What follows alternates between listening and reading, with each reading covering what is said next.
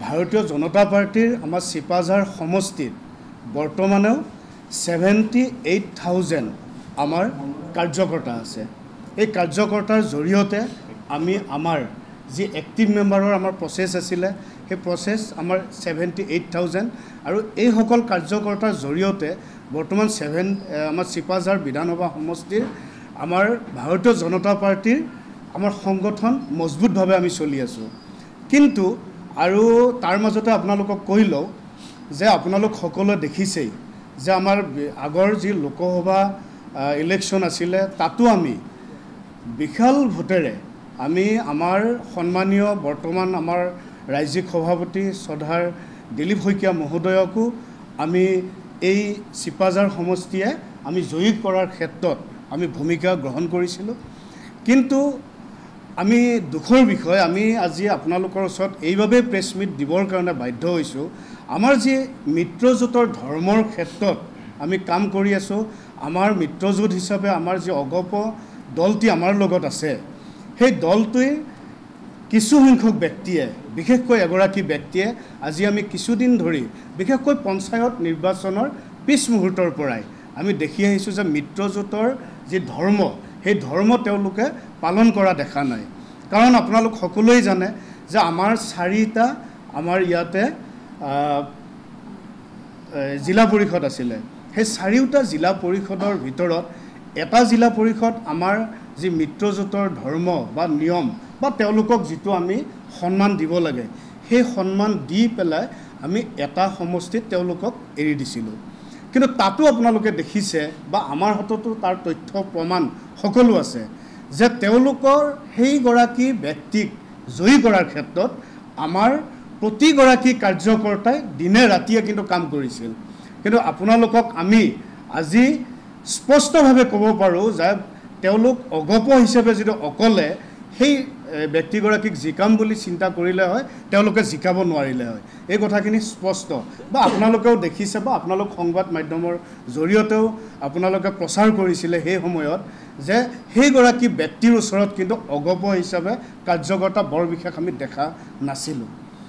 এই কথাটোৱে ক'ব বিচাৰিছোঁ যে আমি 4টা আমাৰ জিলা পৰিষদ যদি আমাৰ ফালৰ পৰাই দিলোঁ হয় আমি খুব সুন্দৰকৈ ভাৰতীয় জনতা পাৰ্টিৰ ফালৰ পৰাই আমি 4টা সমষ্টি ল'ব পাৰিলোঁ হয়।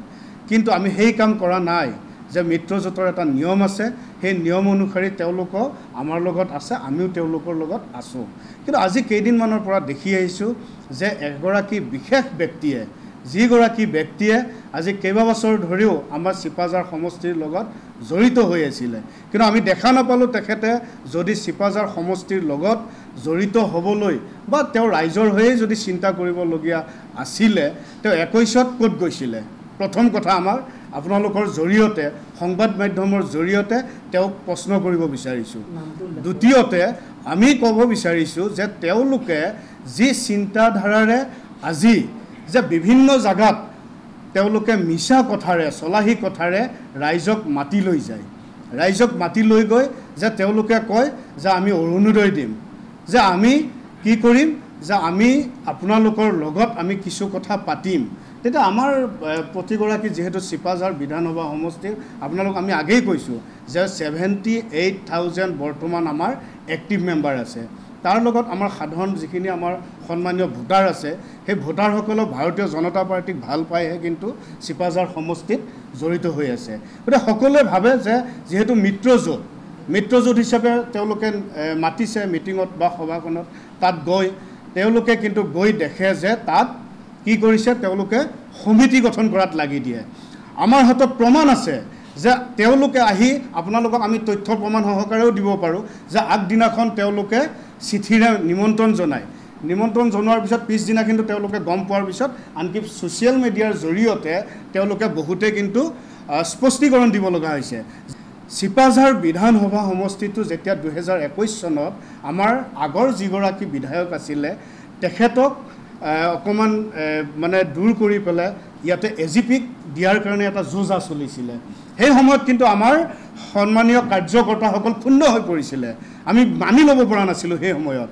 কিন্তু তাৰ পৰিৱৰ্তে আমাৰ পিছত আমাৰ বৰ্তমান যিগৰাকী সন্মানীয় বিধায়ক ডক্টৰ পৰমানন্দ ৰাজবংশী মহোদয়ক চিপাঝাৰত আমাৰ ভাৰতীয় জনতা পাৰ্টিৰ হৈ টিকট প্ৰদান কৰি তেখেতক আমি কাৰ্যকৰ্তাসকলে বা আমাৰ চিপাঝাৰ বিধানসভা সমষ্টিৰ ৰাইজে খুব সুন্দৰকৈ জিকাই আনিছে।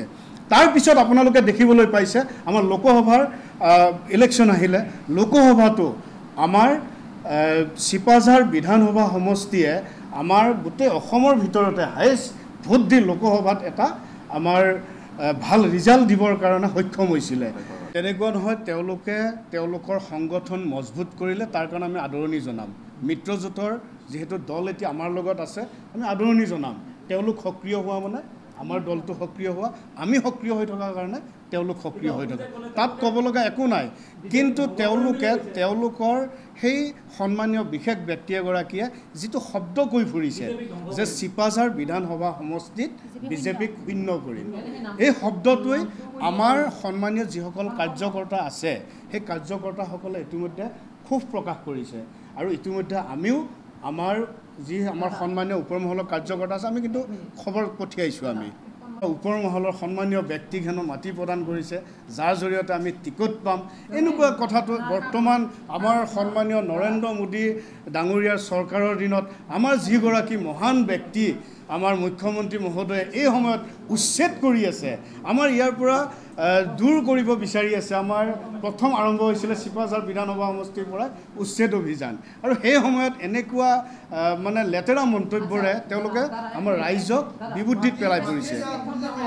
চেনেলে সেই কথাখিনি কিন্তু খুব সুন্দৰকৈ মানে কৰি দিছে যে এইবাৰ অগপক এৰি দিয়া হ'ব, এনেকুৱা ধৰণৰ কথা কিছুমান কৈছে। তেতিয়া বিবুদ্ধিত পৰে আমাৰ কাৰ্যকৰ্তাসকল, যে কাৰ্যকৰ্তাসকলক তেওঁলোকৰ কিছু ব্যক্তিয়ে যে তেনেকুৱা ধৰণৰ ৰাইজৰ আগত প্ৰদান কৰিছে। নাম এতিয়ালৈকে আমাক কোৱা নাই যে ওপৰৰ বোলে কাৰোবাক বোলে মাটি প্ৰদান কৰিছে, বোলে টিকট বোলে তেওঁ বোলে পোৱা কনফাৰ্ম, গতিকে কথাটোনো কি? বোলে সেই মাটি দিলেই যদি হেৰি পায়, আমাৰ সকলো গৈ পেলাই দেখোন বিধায়ক হ'ব পাৰে।